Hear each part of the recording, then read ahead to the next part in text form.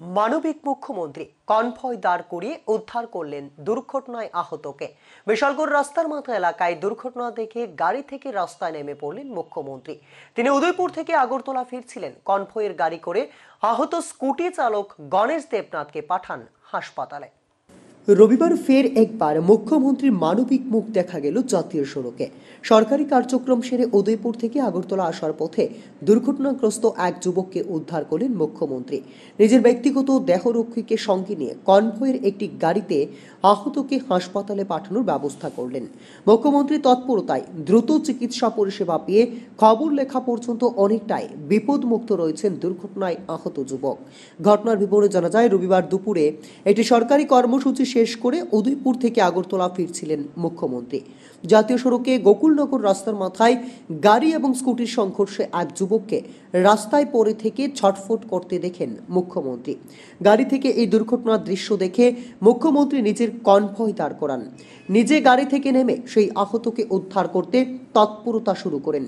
দেহরক্ষী এবং উপস্থিত পুলিশ কর্মীদের নির্দেশ দেন আহতকে উদ্ধার করে হাসপাতালে পৌঁছাতে।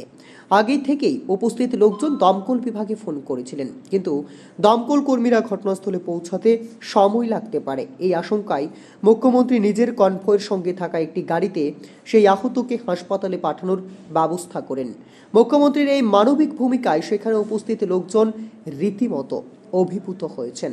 পরবর্তীকালে মুখ্যমন্ত্রী হাসপাতালে চিকিৎসকদের সাথে ফোনে যোগাযোগ করে আহতকে উন্নত চিকিৎসার ব্যবস্থা করতে নির্দেশ দেন।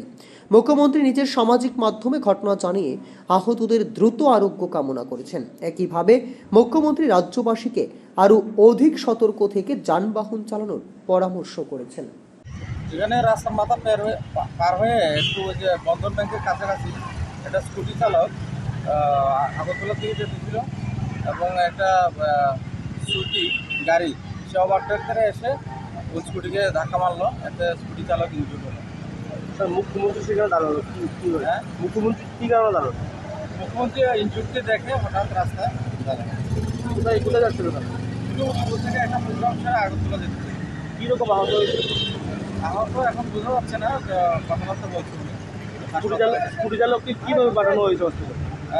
স্কুটি চালককে সিএম সাহেবের এখানে যে স্কুটির গাড়ি ছিল, একটা গাড়ি ছিল, ওই গাড়িতে পাঠানো।